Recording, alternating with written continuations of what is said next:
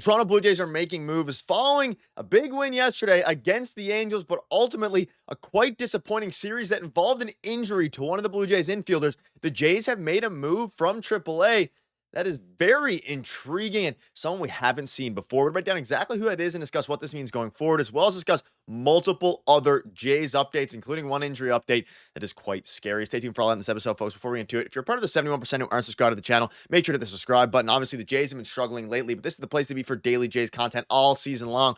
Despite the struggles, wins, or losses, we're going to continue to make videos for you every single day. Ladies and gentlemen, ton to go over today, and obviously, the Toronto Blue Jays are coming off a very fun win last night, and it was against the Angels. It was a late game. They got the W, and it was a very interesting game. We'll dive into that a little bit, but some interesting news has come out, and the Jays are making moves. As you can see here from Ben Nicholson-Smith during yesterday's game, hearing infielder Michael Stefanic is on his way up to join the Blue Jays in Seattle. The Jays are short on infielders, and Stefanic was just pulled mid-game at AAA. Could be a taxi squad type precaution, or a roster move could be coming. And we're going to discuss how this has pretty big implications here going forward. And of course, we'll hear later today, we assume, about Michael Stefanic. Of course, the Jays tonight, 9 p.m., play the Seattle Mariners, and we'll dive into what moves are going to be coming. And of course, once those other moves drop, we'll have a video for you all. Ladies and gentlemen, it is very intriguing. So Michael Stefanic, if you're unfamiliar with him, we had a whole video on him a few months back in the offseason. He has played he has a lot of major league experience, and the Jays went from having a ton of infielders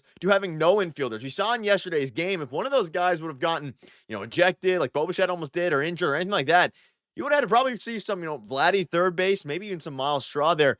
But Michael Stefanic is in. Now, what this means, you can see here, Jays might not have any bench infielders, and we'll dive into Stefanic's stats. As a result, if something came up, Schneider could play first base, or Santander, with Vlad at third, or Schneider mentioned Miles Straw at second base, who started 14 games at second base for the Astros. What this means now is that the Jays don't have a ton of infielders, and this is because of Andres Gimenez's injury. Now, if you're unfamiliar with Michael Stefanic, ironically, he played for the Angels the past 3 years. Now, his major league stats, fairly disappointing. Had a decent year in 2022 and 2023. A very solid glove, but obviously his best year by far being 2023. He hits lefties very well, but at this point, it's literally just getting an infielder, up for the team. And what this means that there's a good chance that, unfortunately, Andres Gimenez is, hurt. And obviously, we saw him something with his groin, his calf, whatever it was, a couple games ago. He didn't play in yesterday's game, which has ultimately, led to Andres Gimenez now getting a precautionary MRI on his quad. So it is officially his quad. Results to be determined day-to-day for now, but not in the starting lineup. And obviously it started with that, but then, of course, we're hearing that Michael Stefanic is going to be called up. And I would assume the subsequent move here, I'm not going to speculate, but of course, or speculate too hard at least, speculate a little bit.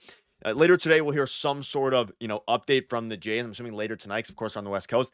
I would assume that Gimenez is going to take a little, 10-day IL stint, and because of that, they're calling up Michael Stefanic, and it also gives Andres Gimenez a bit of a break. He's been playing every single day, and his bat's been struggling. But Michael Stefanic, we'll dive into Gimenez in a minute, a very average to below average hitter, obviously, depending on what year you look at. And down in AAA, in case you guys are curious, in Buffalo, he's put up an 820 OPS in 30 games. So he's put up an 820 OPS in 30 games. He's not a power guy. He's a contact hitter. He can play second. He can play third. He can play shortstop. Obviously, it's been very interesting seeing where he's going to play for. Of course, now the Toronto Blue Jays, you'd have to assume it's going to be third base or second base. I mean, depending on how they go. If Ernie Clements at third, you put Stefanic at second. But regardless, he is up.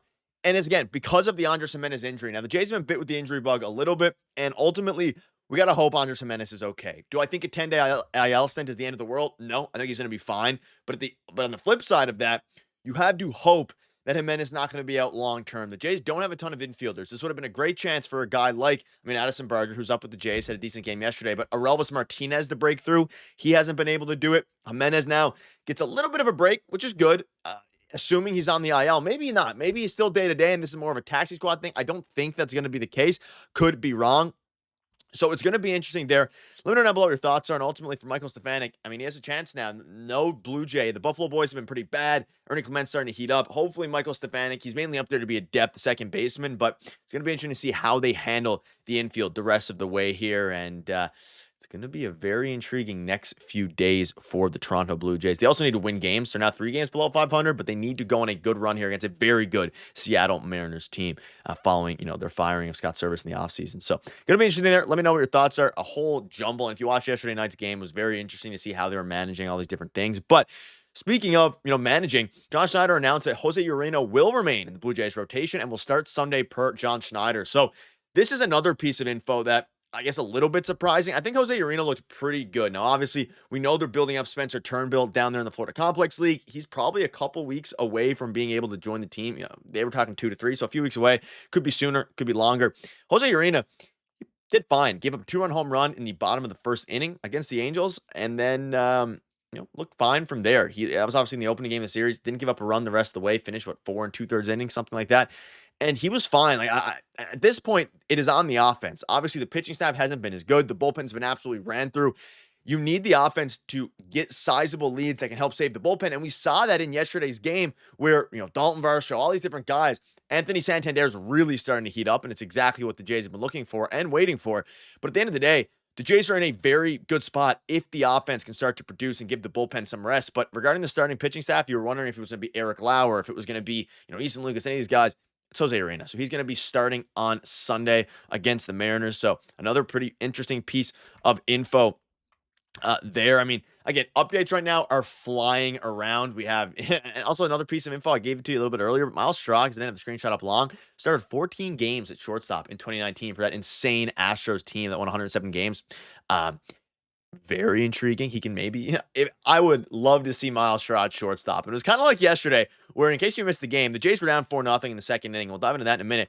We saw Max Scherzer on the broadcast with Dan Shulman and Buck Martinez, and it was absolutely fantastic. And the Jays were losing at the point where he was up there for the inning and a half. We saw 2 Chris Bassett innings where he was, an inning and a half there. If you guys watched it, let me know down below if you enjoyed it. For that brief inning and a half where Max Scherzer was up there with the headset with Buck and with Dan, Dan is fantastic. He was bouncing questions off Max Scherzer, letting him go. He's a natural. I'm sure Max Scherzer, if he wants to be a pitching coach, whatever ends up wanting to be manager, he can do it. It was one of the most entertaining things I've seen all year. The Jays were getting pumped. They were down 4-0, 4-1. It was whatever. Despite being down by 4-0, 4 runs, it was fantastic. So I want to give a shout out to whoever's idea this was. I believe it was Max Scherzer's idea. It was absolute peak. And speaking of Max Scherzer, seems like we're going to be, hopefully nearing a return here soon. We have some updates to go over with him, which will probably drop in a video later today or tomorrow. But shout out to that. I just wanted to bring that up. And also regarding the game, huge shout out to all the hitters. We finally had a game where everything came through. George Springer had 3 walks and 2 runs. His OPS above 900. Vladdy with a great game. His OPS is approaching, kind of approaching 900. Santander, who sucks in April, is actually off to a fantastic start in May. Almost hit a home run. You have Dalton Varsho hitting home runs. You have Ernie Clement getting on the board. Nathan Lucas being productive. Even Addison Barger has been smoking balls. It's been, despite winning 1 game in the 3-game series against the Angels, the team looks okay. And obviously, there's some unlucky factors in there. There's a bunch of different things you want to dive into. The Jays are in an okay spot. They're 3 games below 500. They're getting some reinforcements soon, and they just need to come out and win some ball games. If they win some more ball games, obviously, things will turn around. The AL East is wide open. And ladies and gentlemen, the Jays aren't in the bottom of the AL East. The Orioles suck.